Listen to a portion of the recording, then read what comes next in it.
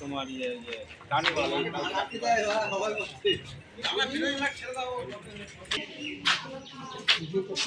হুম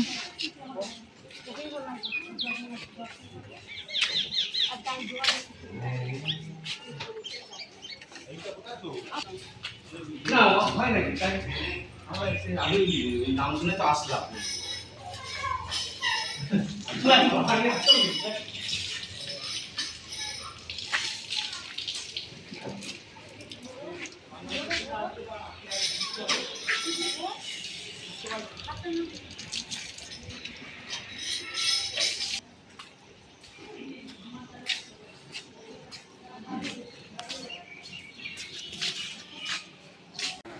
এক ভক্ত, তার নাম হলো জগদীশ পণ্ডিত। তিনি একবার জগন্নাথ দেবের দর্শনের জন্য পুরী গিয়েছিলেন। তখন তো গাড়ি ঘোড়া হয় নাই, পায়ে হেঁটে যেতে হবে। তিনি পায়ে হেঁটে 4-5 জন সঙ্গী নিয়ে তিনি গিয়েছিলেন জগন্নাথ দেব দর্শন করার জন্য। তখন সবাই পুরী যেতে পারত না, কারণ সকলের সে সামর্থ্য ছিল না। যাই হোক, তিনি গিয়েছিলেন।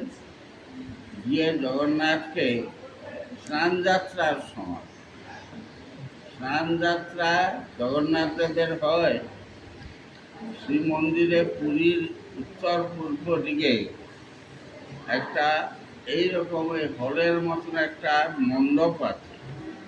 এই মণ্ডপের মধ্যে 4টে পিণ্ডি আছে, এরকম গোলাকার পিণ্ডি। তাদের একটাই বলদেব, একটা সুভদ্রা, একটা সুদর্শন, একটা জগন্নাথ, 4 জনকে স্নান করানো। 108 ভরা জলে পুরীর মন্দিরের উত্তর দিকে একটা বিরাট কুয়া আছে। সেই কুয়ার নাম হচ্ছে সোনা কুয়ো। সেই কুয়োতে সারা বছর সেই কুয়ো ঢাকা থাকে। এই বছরে একবার মাত্র সেখান থেকে জল তোলা হয় জগন্নাথ দেবের স্নান যাত্রা উৎসব উপলক্ষে। তো এই স্নান যাত্রা আগের দিন 108 ঘোড়া জল তোলা হয় জগন্নাথ দেবের জল। এই 108 ঘোড়া জলকে অভিমন্ত্রিত করা হয় এবং তাতে চন্দন, অগুরু, কস্তুরী, কর্পূর ইত্যাদি সুগন্ধি দ্রব্য দিয়ে, আরও নানা প্রকার ঔষধি দ্রব্য দিয়ে, কবিরাজি ঔষধি দ্রব্য দিয়ে সেই জলকে শোধন করা হয়।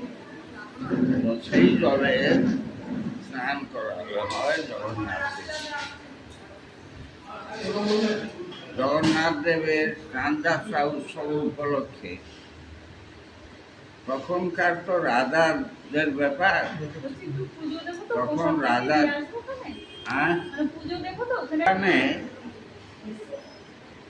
রাজাদের সমস্ত তখন আয় ব্যয়ের ব্যাপার।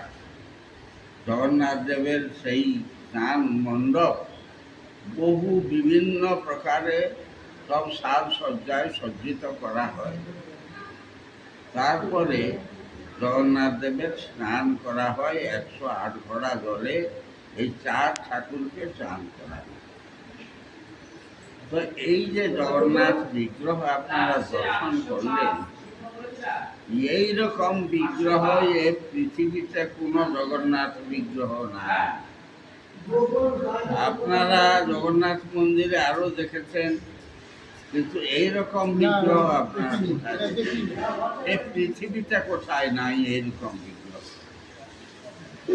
এই বিগ্রহকে, মনোরম বিগ্রহকে দর্শন করে জগদীশ পণ্ডিত নিজে মনে মনে চিন্তা করলেন, হে জগন্নাথ, তোমাকে তো এইবারে সমাধিস্থ করে দিবে, এইবারে নবকলেবর। অতএব আমি যদি তোমাকে আমার সঙ্গে আমার বাড়িতে নিয়ে যেতে পারতাম, তাহলে তোমার সেবা করে আমার এই মানব জনম সার্থক করতাম। মনে মনে এই চিন্তা করেছেন, কিন্তু ভগবান অন্তর্যামী, ভক্তের অন্তরের কথা, আমাদের সকলের অন্তরের কথা তিনি জানতে পারেন। তখন রাত্রিবেলা তিনি নিজে মহারাজ পুরুষোত্তম দেবের শয়ন কক্ষে উপস্থিত জগন্নাথ, যে বলছেন, উনি রাজা শুয়ে আছেন, পুরুষোত্তম আমার এই বিগ্রহকে এইবারে তুই সমাধিস্থ করবি না, এই বিগ্রহকে তুই সমাধিস্থ করবি না, এই বিগ্রহকে তুমি বঙ্গদেশের থেকে এক ভক্ত এসেছেন, তার নাম জগদীশ পণ্ডিত, তার হাতে আমার বিগ্রহকে সমর্পণ। রাজা ঘুম ভেঙে গেল, উঠে দেখলেন ঘর নানান সুগন্ধে মম করছে, চন্দন, অগুরু, কস্তুরী, এই সমস্ত দ্রব্য, জগন্নাথ দেবের মন্দিরে যে সুগন্ধ, সেই সুগন্ধ ঘর ভরে গেছে। তখন মহারাজ বললেন, জগন্নাথ দেব নিশ্চয়ই এসেছিলেন। আর তখন তিনি অনেক লোক পাঠালেন। তখন তো পুরীতে স্নানযাত্রা উপলক্ষে লক্ষ লক্ষ মানুষের সমাগম, জগদীশ পণ্ডিতকে বাইর করা, তখনকার দিনে আজকাল মতন আধুনিক ব্যবস্থা তো ছিল না, আধার কার্ড, আই কার্ড, নানান কার্ড তখন ছিল না। জগদীশ পণ্ডিতকে কি করে বাইর করবেন? প্রতি জনে জনে জিজ্ঞেস করলেন জগদীশ পণ্ডিতকে। অবশেষে জগদীশ পণ্ডিতের সন্ধান পাওয়া গেল। তখন রাজকর্মচারী বললেন যে, তোমাকে মহারাজ পুরুষোত্তম দেব দেখেছেন। তখন তো তিনি গ্রামীণ মানুষ, লেখাপড়া জানে না এরকম। এখন তিনি ভাবলেন, আমাকে কেন ডাকছেন পুরুষোত্তম দেব? আমি তো কোনো অপরাধ করি নাই, আর আমার সংবাদ বা তিনি জানলেন কি করে? এই বলে ভয়ে ভয়ে তিনি গেলেন। গিয়ে তিনি মহারাজ পুরুষোত্তম দেব সিংহাসনে বসে আছেন, তাকে প্রণাম করলেন। মহারাজ, আপনি কি আমাকে ডেকেছেন? তখন সেই মহারাজ পুরুষোত্তম বললেন, হ্যাঁ ডেকেছি। আপনার নাম কি? না, আমার নাম হচ্ছে জগদীশ পণ্ডিত। আপনার বাড়ি কোথায়? না, নবদ্বীপ ধাম। আপনি কি জগন্নাথ দেবকে নিয়ে যেতে চান? আগে আমাকে যদি আপনি জগন্নাথ দেবকে দেন, আমি তার সেবা করে আমার এই মানব জন্ম আমি সার্থক করি। আপনি কৃপা করে, আপনি দণ্ডমূল্যের কর্তা, আপনি ইচ্ছা করলে জগন্নাথকে আমাকে দিতে পারবেন। তখন মহারাজ বললেন, দেখুন, আপনার জন্য কালকে রাত্রে জগন্নাথ স্বয়ং আমার কাছে এসেছিলেন। এই বলে মহারাজ তাকে প্রণাম করলেন জগদীশ পণ্ডিতকে, যে আপনার মতন ভক্ত এরকম আমি আর দেখি নাই। জগন্নাথ স্বয়ং আপনার সঙ্গে যাবেন আমার কাছে বলেছেন। আপনি চাঁদযাত্রা দর্শন করেছেন, এই রথযাত্রা দর্শন করুন, উল্টো রথ দর্শন করুন, তারপরে আমি জগন্নাথকে আপনাদের হাতে সমর্পণ করব। আপনারা এখন আমার রাজকীয় অতিথিশালায় অতিথি রূপে থাকবেন। আপনাদের সমস্ত মহাপ্রসাদ ইত্যাদি আপনাদের কাছে পৌঁছে যাবে। মহারাজের এই কথা শুনে জগদীশ পণ্ডিতের আনন্দ আর ধরে না। তিনি আনন্দে কেঁদে ফেললেন যে, হ্যাঁ জগন্নাথ, তুমি ভক্তবৎসল, বাস্তবে তুমি ভক্তবৎসল, তোমার ভক্তবৎসলের পরীক্ষা আমি পেলাম। এই বলে তিনি রথযাত্রা দর্শন করলেন, উল্টো রথ দর্শন করলেন। তারপরে উল্টো রথের পরে তিনি জগন্নাথকে নিয়ে আসবেন। এখন রাত্রেবেলা চিন্তা করছেন, জগন্নাথ তোমাকে রথে তুলতে 20-25 জন পালোয়ান লাগে, আমি বুড়ো মানুষ, আমি 1 মাসের পথ নবদ্বীপ ধাম তোমাকে কি করে নিয়ে যাব? তখন শূন্যবাণী হলো, জগদীশ তুই চিন্তা করিস না, আমি সর্বশক্তিমান, আমি যেমন ভারী হতে পারি সেরকম হালকাও হতে পারি, আমি একবারে তুলোর মতন হালকা হয়ে যাব, তুই অনায়াসে আমাকে নিয়ে যেতে পারবি। একটা বাঁশের খুঁটির আগায় একটা শাল কাপড় দিয়ে বেঁধে আমাকে নিয়ে যাবি, তোকে কোনো ভার বোধ হবে না, আর তোরেও হাঁটতে হবে না, আমি তোকে হাঁটিয়ে নিয়ে যাব। এই প্রকার কথা যখন শুনলেন তখন আনন্দে তিনি মগ্ন হয়ে গেলেন। তারপরের দিন প্রাতঃকালে মহারাজ পুরুষোত্তম দেব জগন্নাথ দেবকে তাকে সমর্পণ করেন। তিনি সেভাবে বলেছিলেন, জগন্নাথ বলেছিলেন, জগদীশ আমাকে নিয়ে যাচ্ছিস, আমাকে কিন্তু মাটিতে রাখবি না, মাটিতে যেখানে রাখবি আমি সেখান থেকে আর যাব না, অতএব মাটিতে আমাকে কোথায় রাখি। ঠিক আছে, এইভাবে তিনি এলেন। এসে তিনি এই যশোরা গ্রাম, এই গ্রামের নাম হচ্ছে যশোরা, এই চাকদহ মিউনিসিপ্যালিটির অন্তর্গত। তো যশোরা ধামে তখন এইগুলি সব এই অবস্থা ছিল না, এত লোকালিটি ছিল না, তখন ওই বন জঙ্গল সব এই ভরা ছিল। এই রাস্তা দিয়ে নবদ্বীপে যাইতে হবে। তখন তিনি এই জায়গায় বললেন, মা গঙ্গা কাছে আছে, আমি একটু গঙ্গা স্নান করে আসি, তোমরা জগন্নাথকে ধরো। জগন্নাথকে কোথায় মাটিতে যেন খবরদার রেখো না। তখন তিনি স্নান করতে গেলেন। যখন স্নান করতে গেছেন তারপরে জগন্নাথ দেব ভারী হতে লাগলেন। ভারী হতে হতে হতে হতে এমন ভারী হলেন, 1 মণ 2 মণ 3 মণ এরকম ওজন হয়ে গেল। তখন সে আর ধরে রাখতে পারলো না, সে মাটিতে নামে। জগদীশ পণ্ডিত চান করে ফিরে এসে দেখলেন জগন্নাথ মাটিতে। ফিরে, তোরা মাটিতে রেখেছিস কেন জগন্নাথকে? না কি করব, জগন্নাথ দেব এত ভারী হলেন আমি আর ধরে রাখতে পারলাম না। না চল চল চল চল, জগন্নাথকে আমি নবদ্বীপে নিয়ে যাব। এই বলে তারা বহু লোক সম্মিলিত হয়ে জগন্নাথকে উঠাবার জন্য চেষ্টা করলেন, কিন্তু জগন্নাথ যেন হিমালয় পর্বতের মতন বসে রয়েছেন, তাকে 1 ইঞ্চিও নড়ানো যায়।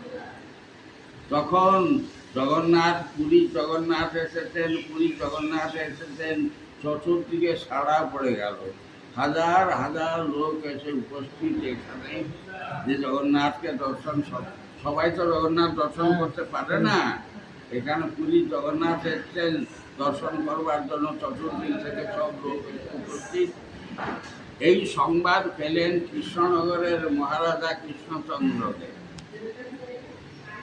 তখন তিনি এখানে এসে, জগন্নাথের দেব যখন এখানে থাকবেন তখন তার জন্য একটা ঘর, ভাড়ার ঘর, রান্নাঘর, তখন তো সিমেন্টের আবিষ্কার হয় নাই, এই চুন সুরকি দিয়ে একটা ঘর বানিয়ে দিলেন। তারপরে ওখানে একটা কুয়া যে আছে, বেল গাছের কাছে একটা কুয়া আছে, কুয়াটা ঢাকা দেওয়া আছে, ওই কুয়াটা জলের জন্য ব্যবস্থা, আর ওখানে ঘর থাকার মতো ব্যবস্থা করে দিলেন। জগদীশ পণ্ডিত এখানে জগন্নাথ দেবের সেবা করলেন।